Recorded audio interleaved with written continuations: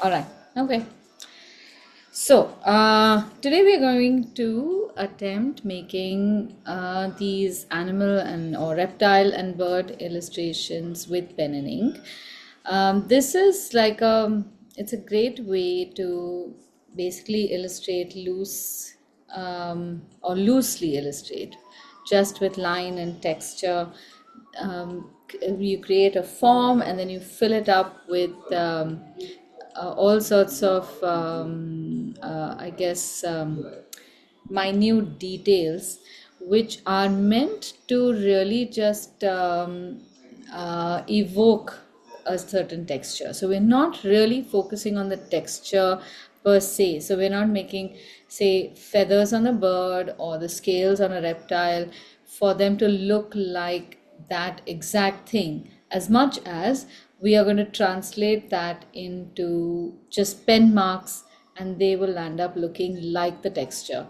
So this is a very interesting way of playing with what your eyes are seeing and what your brain is receiving, and the two put together, it can create something that makes sense. So a lot of this has to do with context. If you've not seen something of this nature, if you draw it, you will appreciate it only for the ink work that you do. But if you've seen something like that and you just create some ink marks, the brain will say, okay, this is what it is. This is the first step into abstraction. So it means translating something into easier forms of art. Eventually, this can turn into using just different color strokes, or even into different other different mediums. Like, for example, in place of scales, you can use a different medium altogether, and that will still look like scales if you have a form in a certain manner. And the same thing, if you use it in another form, the scales look like feathers. That's the best bit. So I'm going to demonstrate one. I want you to just keep your pens down and observe how my hand is moving, because that is the more important part. If you see that, then you will be able to recreate it in that manner. The way we draw is very different from how we normally hold the pen, and that is crucial. So at any point, if you feel that you are going too close to the pen and holding it in your writing grip, then instantly just change that and move the pen further away and allow the pen to be just loosely guided by your hand. Basically, we just want the pen to make marks and not fall. That's all our hand has to do. If we do too much of directing, then the lines become rather clunky and your illustration will start looking a little less than its potential. Okay, so let's try this thing. I'm going to try the rooster first.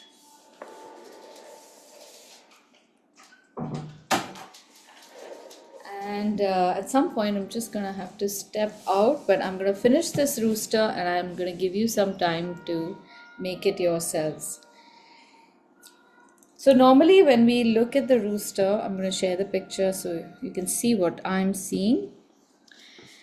Normally I will break this up, give you some kind of grid or maybe some shapes and help you to draw this. But today we are not going to do that. We are going to allow the eye to flow across this entire form in whichever manner the eye moves as it appreciates this picture, and then draw that part that we see.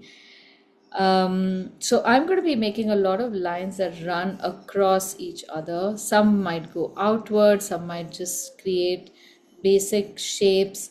But what I'm not going to do is something like this. I'm not going to make a shape like that, and then I'm going to make this. I'm not going to interfere with making these kinds of guidelines or grid lines in this shape at all.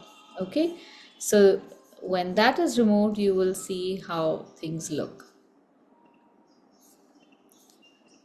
Okay, sorry, just go.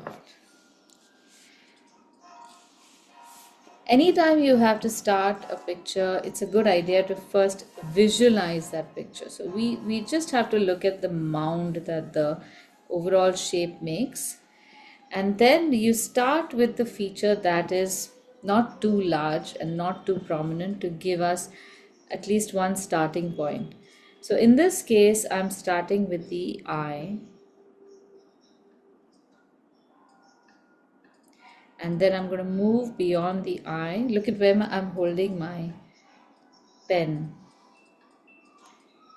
and I'm creating this shape very loosely. It is important to be very casual with this line.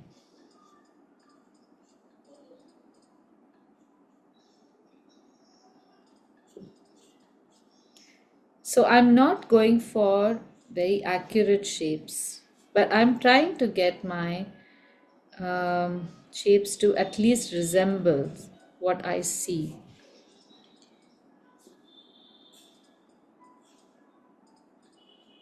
And of course, if you feel that there have been any errors made, you have to ignore them. And I'm also creating some more imaginary shapes. I know that the comb goes pretty flat over here, but I am simulating a condition where some students may not have either seen or have realized that this is what's happening, and you might draw something wrong.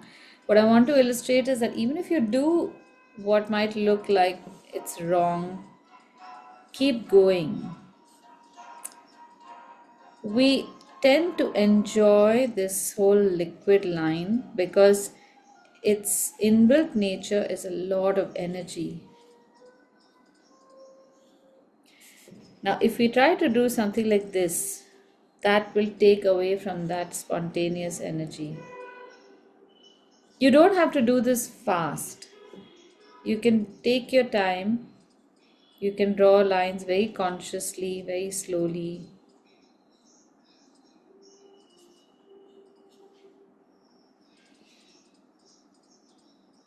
And at some places, like I love going into details in a few places like the eye, because that really throws the whole casual line into focus. And at these points, you can also add pressure.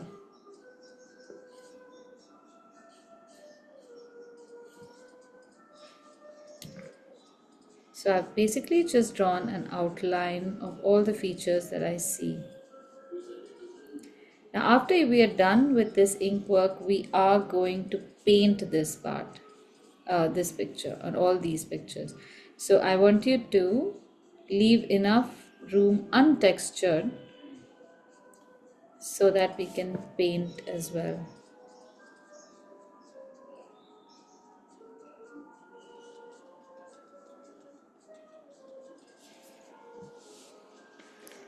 Okay, do you want to give it a shot?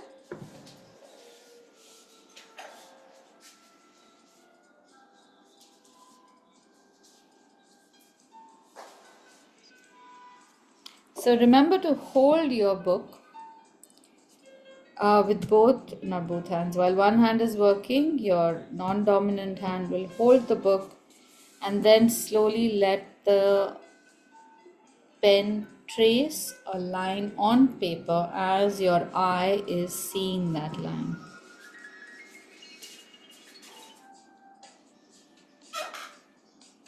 I don't think my rooster looks like a rooster even. It's looking like a different kind of fantasy bird. More like a phoenix or something. So I've managed to make a bird that doesn't exist, which I guess is creative enough. I think if I make a line from here, it might just become a rooster. Yeah, there it is. Now it's a rooster.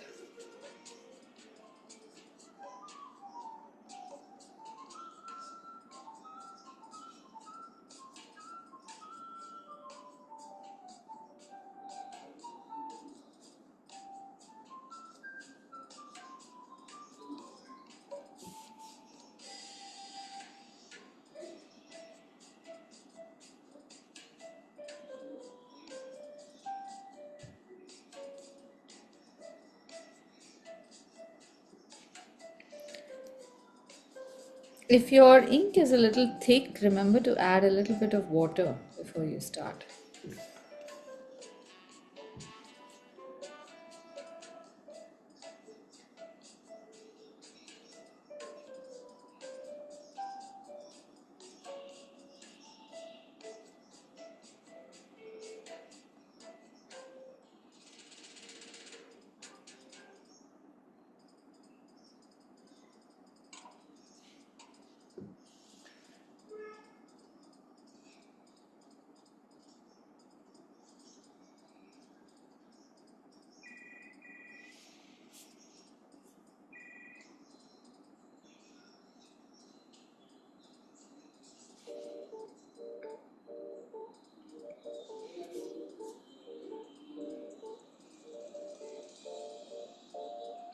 And some places you can make a texture like that, which is just that scribbly texture, just to create some variation in the ink. So when I'm making this texture, in some places I have a lot of ink, and in some places I'm just spreading the texture out with thinner lines closer together and then ending that edge with dots. Because this is how, if we were to look at a high contrast image of this rooster, you will see the shadows slowly trailing off into what looks like just dots. Wherever there are ridges, only part of those are highlit, and the space in between those ridges in this texture will be visible only as little little sections which are in shadow.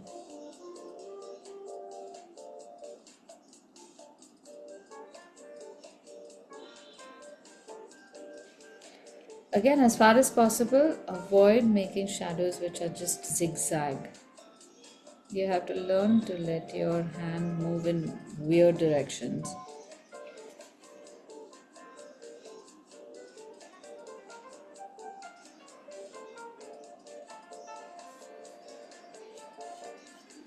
And I prefer to end my pictures in not a straight line. So I'm going to create something like a shadow using lines but which look like they are feathers.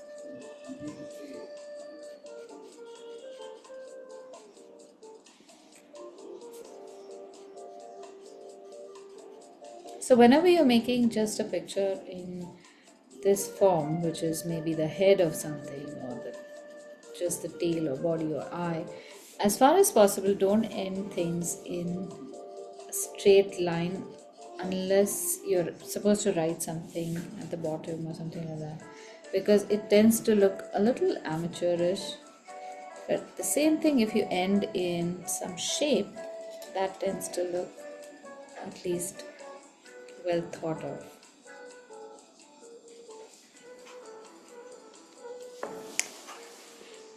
Okay, so this is basically what we have to do. Do you want to try another? Do you want to try the... One second, I'll be right back. All right, do you want to try the hawk next? Let's move from bird to bird, not jump from bird to reptile. Shall we try this? Okay, now this thing we can do together. So we'll draw the next one and then allow the first illustration to dry, and then we will attempt painting. So this fellow I'm going to make in the space over here, because at least as far as the composition on the page is concerned, if I make the hawk on the right, I will have an empty V space on top. Empty V space, my god, I didn't even realize I did that. And here I have a V space occupied, so I might as well make the hawk somewhere like this. And don't go all the way to the bottom of the page. Leave a little bit of a gap at the bottom, just for the sake of composition. So this is how I am attempting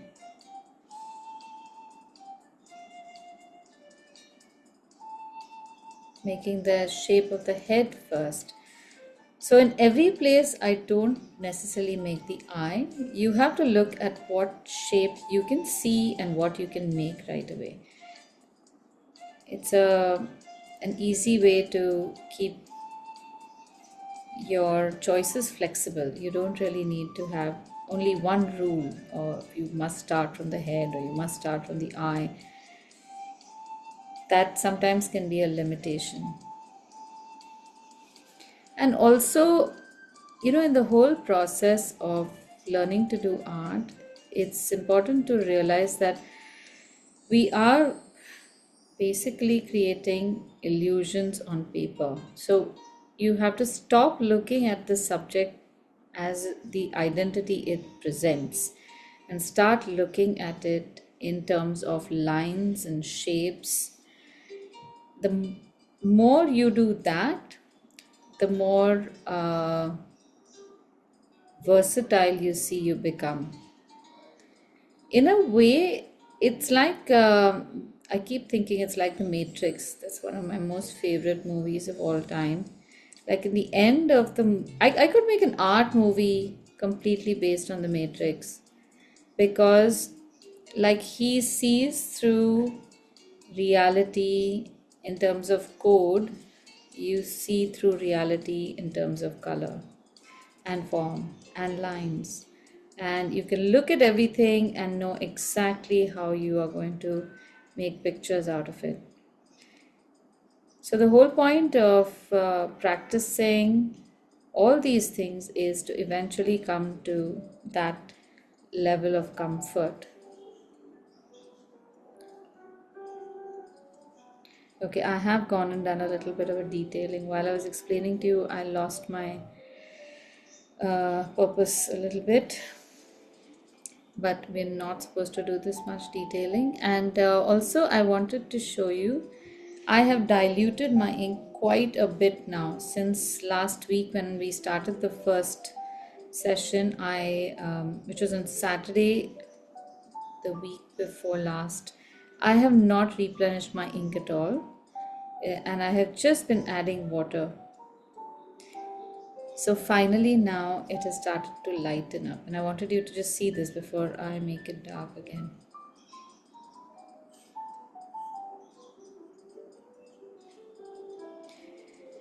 Now these feathers that we make over here for the bird can have lines that look like fences. So they're just next to each other, and you don't really need to make too many of them. You can also make lines which are shaded like this.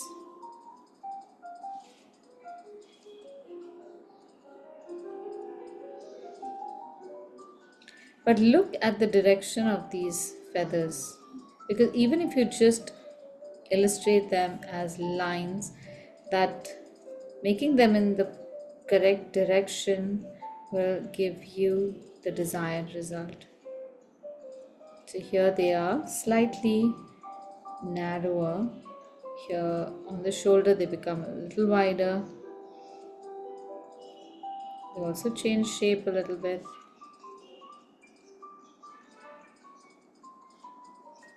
And then you can just draw a silhouette of all the feathers coming out. The shoulder is pretty rounded.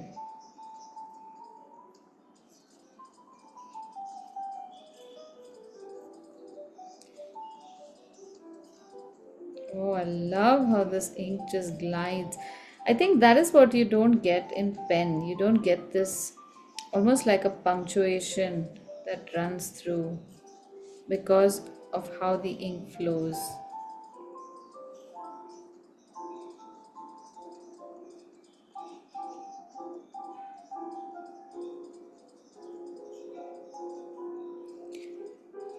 So here on the shoulder and the wing, I am creating this texture which is very much like painting scallops or drawing scallops,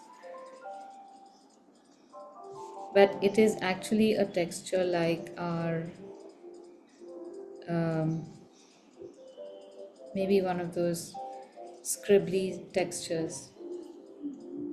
And this is what I mean by creating an illusion of one thing by using something else. So normally people are afraid of goofing up when they are trying to create an illustration of something like a bird. So the fear is that, oh, my feathers are not going to look like feathers, my bird is going to look like God knows what. But when you deliberately go ahead and do all this and technically make a mess there, you realize that it's easy. Either you can say it's easy to trick the brain, or that even messy lines can look really interesting.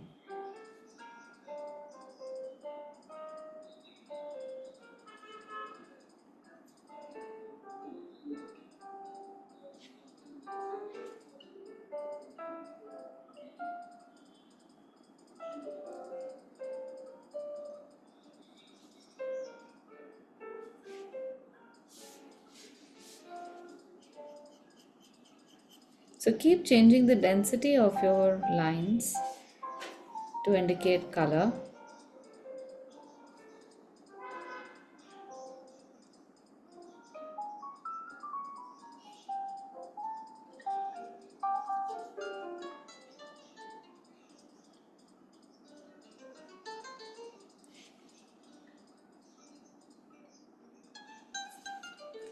And that's our hawk. I think my hawk's beak could have been bigger, but now I know. Okay, so now if you're basically done with this, I'm going to show you the painting bit.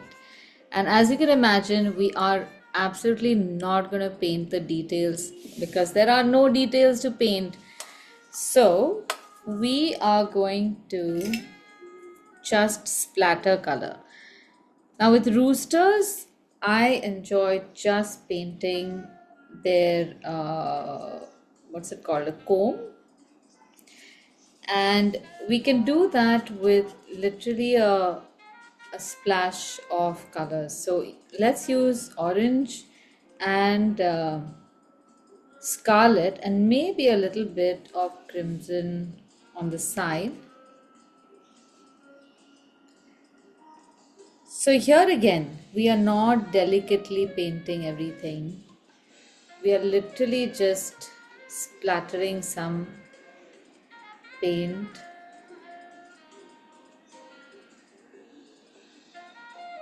And in this case now, you can paint the sections which you feel are more the rooster's comb and omit or ignore the lines that might be incorrect in your opinion.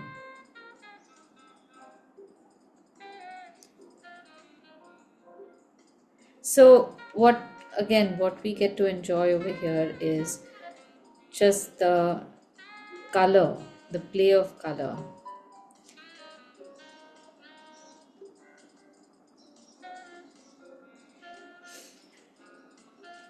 I'm taking a little bit of crimson here. While this color is wet, I'm just going to add a little bit in some places so I get a very patchy application. So if you press the brush down, the paper is going to instantly absorb that color. So it in fact becomes a little lighter than if you were to just gently touch the paper with your brush. You can also just put some textured dots with your brush because there is some texture here, and it does not have to be really tiny dots. And the rest of the rooster, don't even bother painting. This is something that I have found is missing in a lot of the students, where you feel sometimes compelled that if you have a picture which is full color, everything must be colored. Then the other mistake that people make is putting a background after they have painted the main subject. That's an absolute no-no. The background is part of your painting, so you must think before you start painting, do I want a background or do I not? And if I do want a background, is it going to be a wash or is it going to be one solid color? If it is going to be a wash, it needs to be painted before. If it is going to be a solid color and a light color, it needs to be painted before. Only if it is a dark color can you spontaneously paint a backdrop after you have painted this. But you must also learn to pause through your paintings. Don't be in a rush to finish them. If you still feel like your fingers are itching, make a second one, which will also require pausing at some point. So, in keeping yourself or your mind occupied while you do the second one, the first one will have enough time to dry, enough time to rest somewhere in your consciousness. And then when you look at it, you will know whether or not to paint anything beyond this point. Okay, so that pause is very important. Don't be impatient. Let's try the same thing with the hawk. Now, the hawk does not have necessarily a feature like the coxcomb to, I guess, to be as proud of and to showcase. But here you have a bunch of different colors where I'm going to show you, you can create the same illusion without using any of the colors that you see in the original image. Alright, so this one, now if we identify the colors over here, we have a yellow, we have what looks like a burnt sienna going into burnt umber, and then we have a dark brown and maybe a black on top. But that would make the picture look very close to the photograph. And if we wanted to do that, we might as well just take the photograph. So, how do we change this? We have to look at the colors in our reference image and equate its, I guess, its other qualities. Like the eyes are meant to look more luminescent, and everything else is meant to look slightly muted in tones, and only the head is supposed to look like a dark space. So look at what colors you have which can translate into the same. Now, for example, I have this green here, which is a combination of cerulean blue and lemon yellow, and I get a very light luminescent green. This is what I will use for the face. Now I'm going to give you these colors once again, so don't worry about writing them down or anything, but I want you to see the effect first, and then you can start painting yourselves, and if you want, even choose your own colors. Now for the head and neck, I'm going to use an orange instead of the burnt sienna, and this part is white, so I'm just going to leave it white. And I want you to see that I'm not painting it like this. I'm not going into it like that and painting it back and forth. I am just laying down the color by staining. Just touch the paper and it is going to stain. That's its nature. And then I might as well use a blue. So I'll use cerulean blue over here. And the cerulean blue, when it meets the orange, it's going to create another color altogether. So I don't even have to do all that hard work. I just let them interact. Just introduce the two and sit back and watch the fun. And here again, put nice orange. So these experiments help you to engage with color differently than you would normally. It's very, I mean, it's standard, and I would say to some extent very predictable and boring to go with these same colors that you see. And of course, they look very impressive and all. But I'm sure at some point you all want to come up with something that's more creative and more individual. You will never be able to do that unless you let yourself go in these experiments like that. I can also expand this texture further by just drawing a few more strokes beyond the boundary and see what happens. It's I don't know what. Oh, I just love this. This is how one should play with color. And then I can also take just a little bit of this blue and put a small shadow underneath, small shadow over here. And the best bit is that I could now consider taking some yellow and even maybe gamboge or something and splatter a little bit.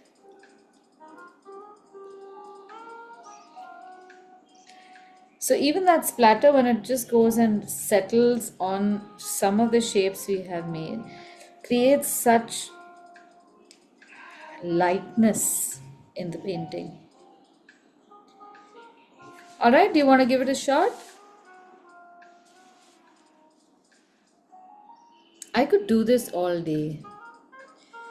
And I do land up doing it many days, but I still don't feel it's enough.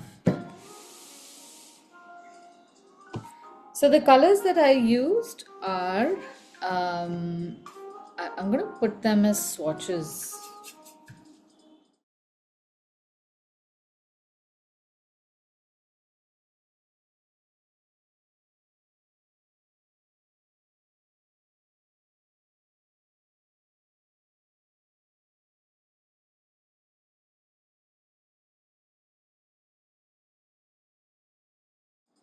Aditi, what are the colors for the cockerel?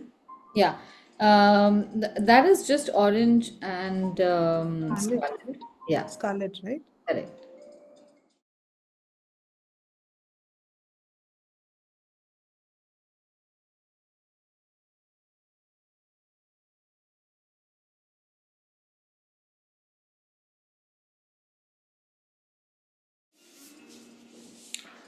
So these pictures take us what, about 10-15 minutes to make. No more than that.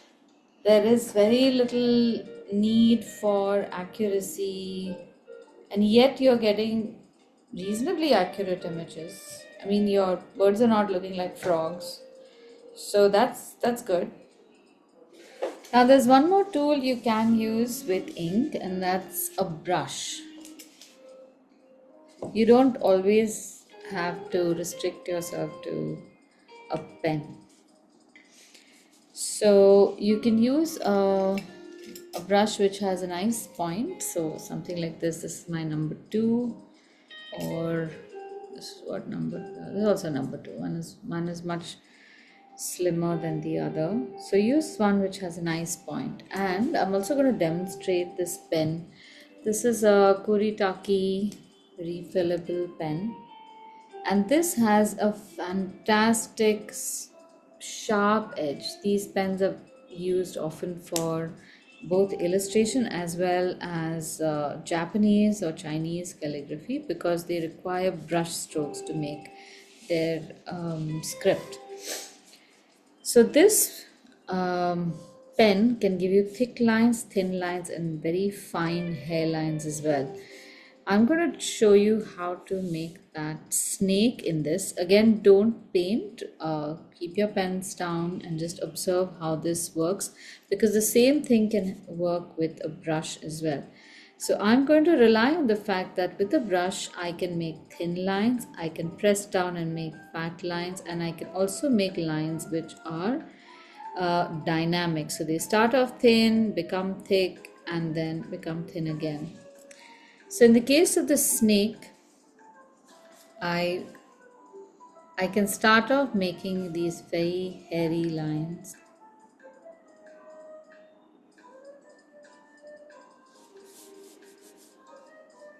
So in a way this acts like a pencil. So this is slightly different from our dip pens. And because of this really thin line, look at what feeling it brings into the picture as well.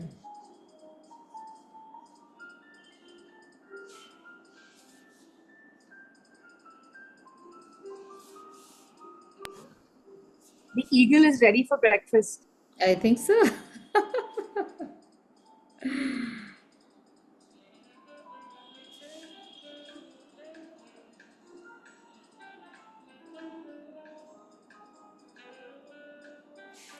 So the whole purpose of this pen is to sketch, make everything loose and fun and This looks like a Chinese drawing. yeah, You because know, the way they do the strokes are the same, very correct. fluid.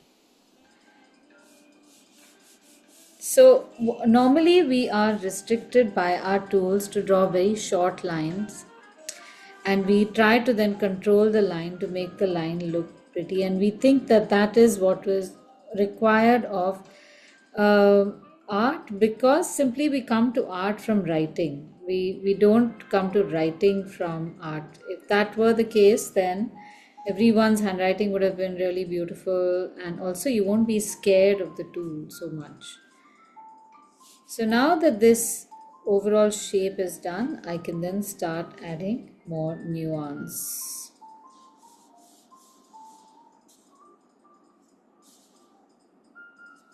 And with the same pen, I can also add texture. I can add detail.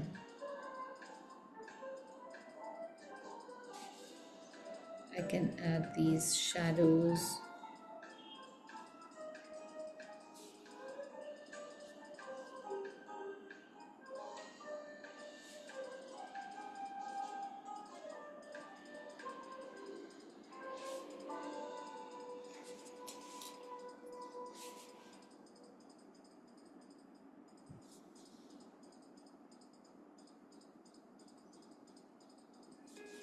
And again, I'm not making scales, but whatever I'm making will make you think of scales.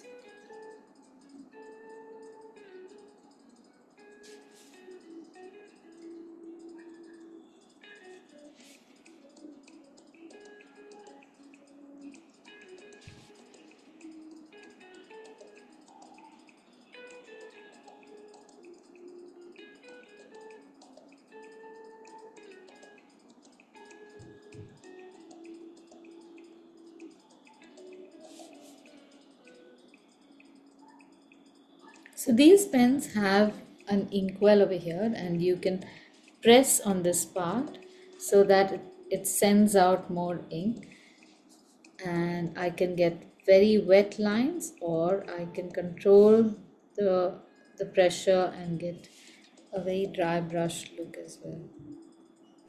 Is this easily available? Yeah, Amazon, very easy. Good. Would you send us as usual? I have too many art supplies, but I can always do with something more. As usual. Yeah, this one, but is totally worth it, Yes. because you will use it, and it is Yeah. like no other tool you will have. So I can Good. guarantee that this is going to be worthwhile, especially with the ink Pen bottle. ink. And Yeah. plus next month also, when we are doing lettering, That's true. definitely use this. No, I feel also that it's easier for this ink flow, Yes, it which is. is with my ink pens. I've just bought two this weekend and I'm still flicking it to get the ink out. Oh, I'm just like, okay, this yeah. one at least seems promising. You can press it You and can have press the it. ink Yes. come out. Yeah. So this part now you can try with a regular brush, and it should. Yeah. Okay. I'm going to see if this is waterproof. I doubt that it's waterproof. It's not waterproof. Oh, but then wait a minute. That has other possibilities. Yeah, you can use it like a black paint. Yeah, exactly. Oh my God, this is just so fun. Yes, excellent.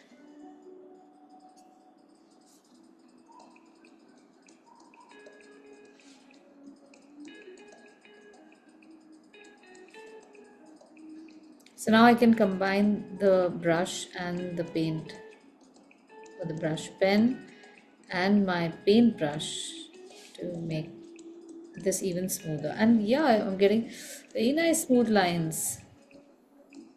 So it's a win-win actually.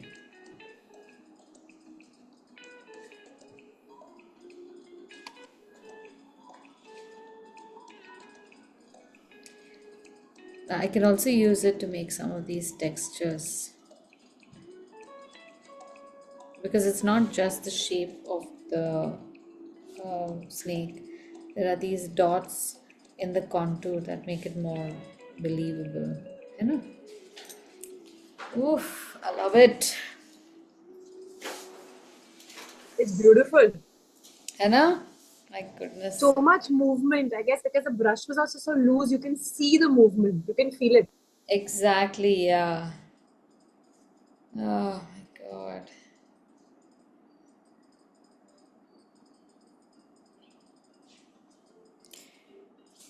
Cool, give it a shot. And I think I'm gonna try putting in some color pencil or something like that. It's not enough. It's like this is something that needs 36 hours a day. I keep saying creative people should be given extra hours a day. People who get bored of their jobs because it's so mundane, for them 24 hours is enough.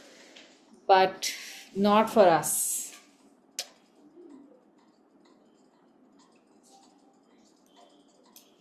Okay, one tip before you start, I said before. Um, do dip your brush in water before you go into the ink, because this is quick drying ink and it will dry up very close to this. There's a name to this, I wish I remembered. Where the hairs of the brush attach to this metal thing. And if it goes inside and dries, then it can sometimes warp the brush. So always wet it so that that edge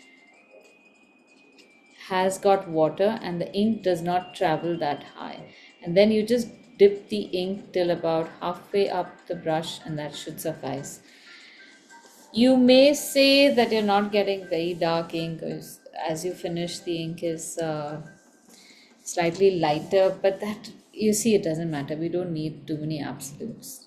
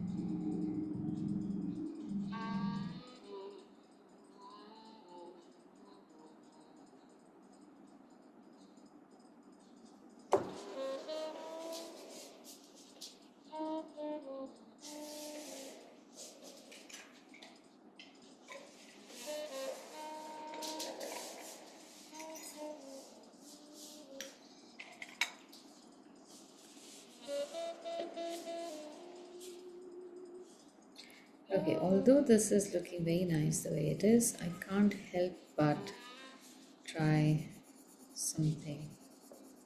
Because everything else is in color, and this bichara is the only one who's going to stay uncolored.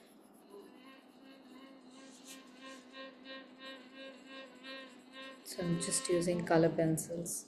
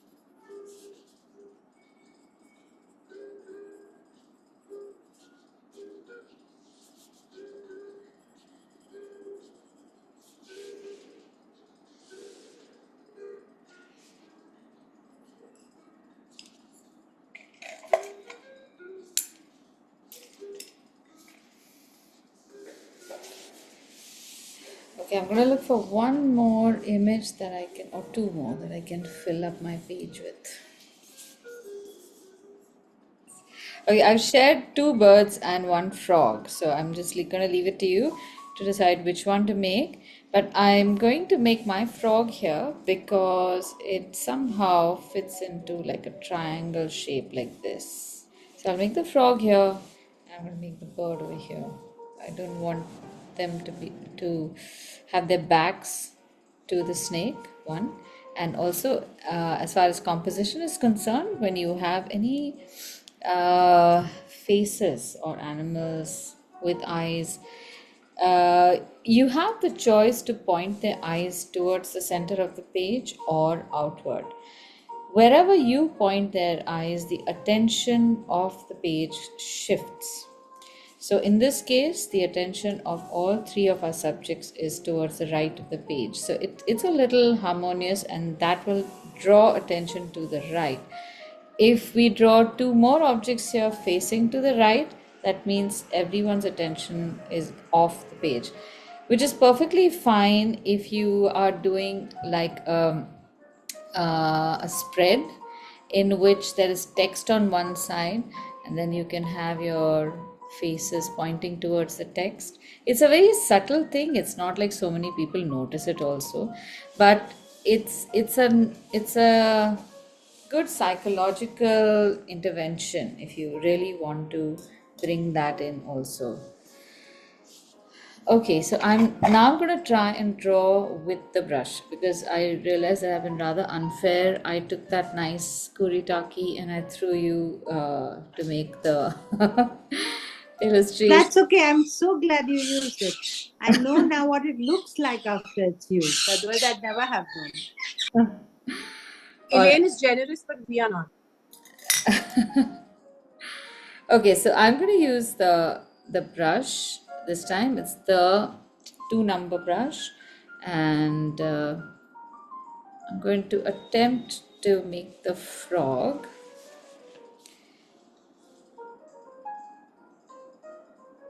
So even here, though the ink is rather thick, you can reduce the pressure a little bit.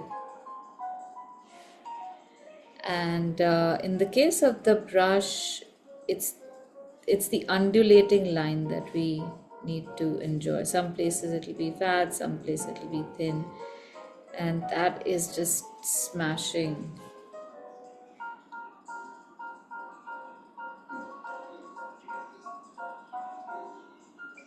So this is something that I recommend all students do once in a while. Don't draw with a pencil, because in our minds that pencil line is always going to look like a rough line.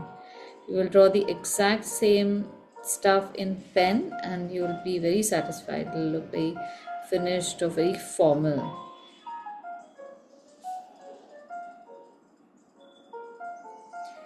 So this time I'm drawing a little carefully, just a little. Some of my lines are still all over the place, but I want to show you that we can make very impressive. I mean, even this is impressive, no doubt, but these can be a little more carefully drawn as well, because here the tool has certain limitations. It's not like the pen where you have enough control, so you can go a little slower and try to control the lines.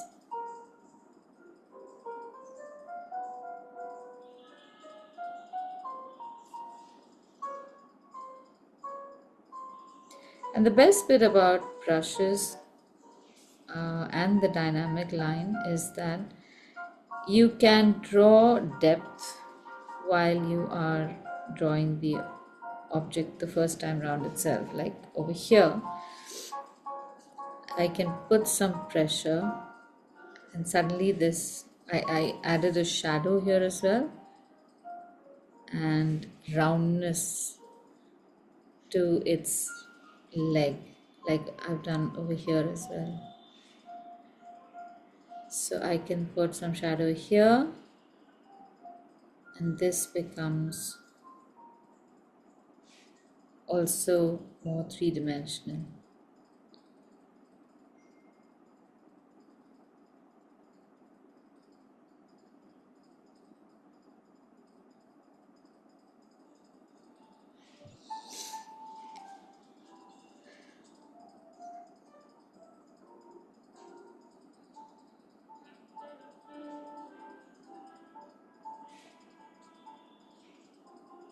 And here I'll just press this down once and create the eye. That's what I really love about the brush. You don't really need too many lines to make this. Aditi, if you had drawn the snake with the brush, would you still have used a number 2? Because I think my whole problem is I started off with a 6. Maybe it was just too thick. 6 is definitely thick, Too but thick. the 6 has a good point. Point. Yeah, it won't matter. So now please permit me to show off a little bit because I'm going to use my 10 number brush and attempt that bird. If it works, then it'll be showing off. If it doesn't work, then I will have made a different kind of art. Either ways, it's a win-win for me. So with the 10 number brush also, it's you can get a thin line. So wherever you have dark patches, you can directly make that dark patch, and everywhere else you use the brush like a little carefully. You can also rely on this dry brush effect.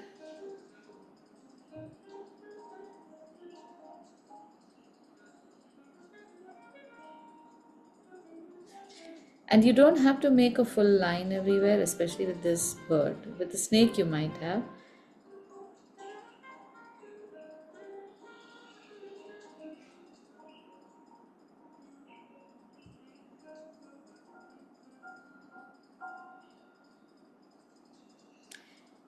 So the tail feathers, I can just press the brush down and the job gets done much faster.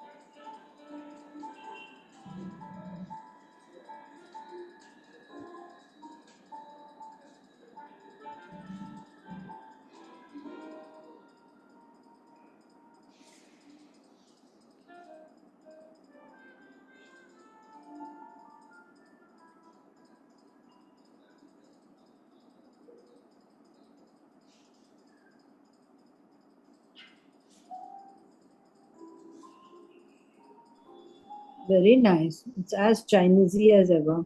Yeah. Just perfect. You don't need anything more, my goodness. But the Yeah, frog and is amazingly animated. the frog, it's turned out good. Yeah. Very, very nice. It's going to leap off that, but the back leg is so good.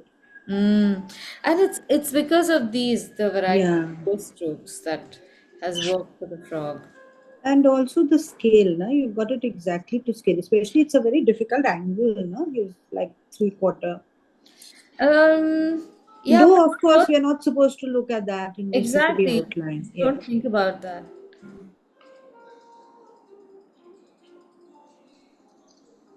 I actually found the snake easier with the brush than the frog because it was just loose lines. The Yes. frog, yeah, it's gone all over the place now.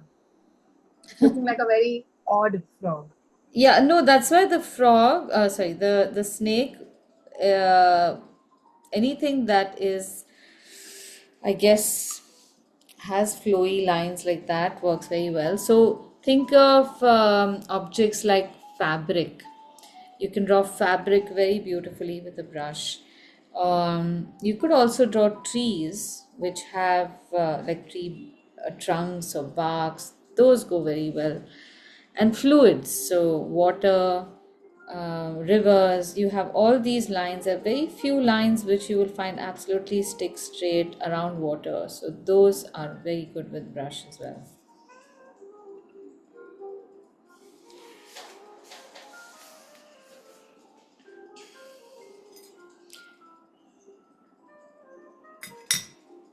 Can't help but paint the frog also now.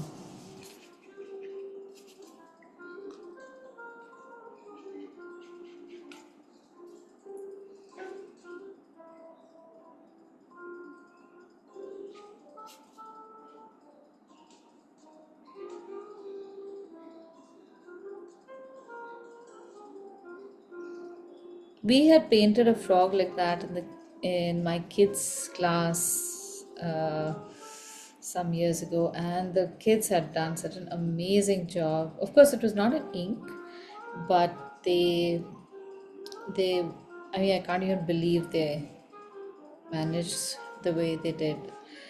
The less you limit kids now, I think, if you don't tell them that something is tough and they just have to do it, bichari, they just do it. And you can really challenge them. And I wish we could just go back, at least the grown ups should take a lesson from kids, that very often our limitations have come only after we've become grown ups. So, what is the point of that? Becoming grown ups then? It should be the other way around.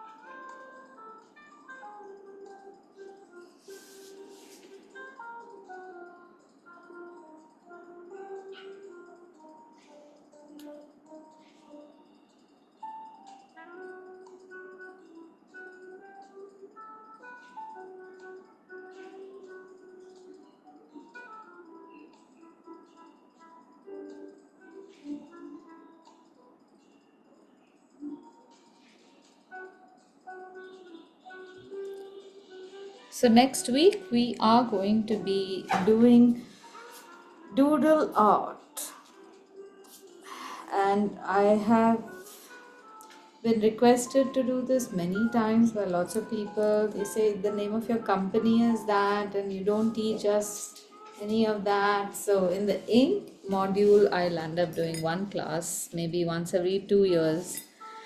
But this is like a fundamental art fundamental that I think I should teach more of, at least in workshop form, because at least for me, 6 months of doodle art every day, and I think my line changed, the way I drew changed, and made it so much better.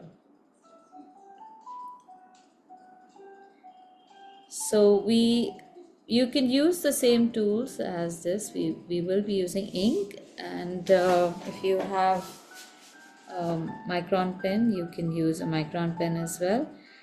And next week I'm also going to show you how to refill micron pens. So in case I forget, because I remember these things once in a while when I'm announcing it, and then promptly I'll say, okay, bye, done. So in case I forget, please remind me. We can refill our micron pens. To some extent we can use them. Some inks will work. So I'll show you how to do that as well next week.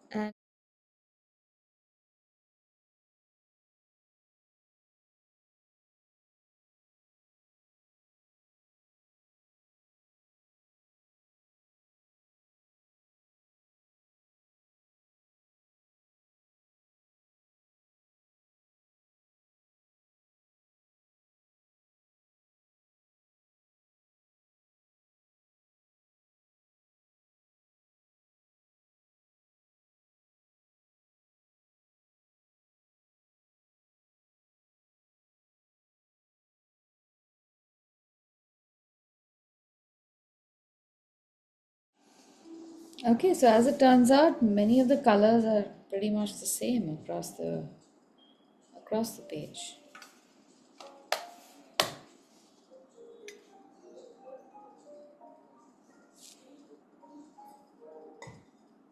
Okay, so that's it. Let's see how everyone has fared.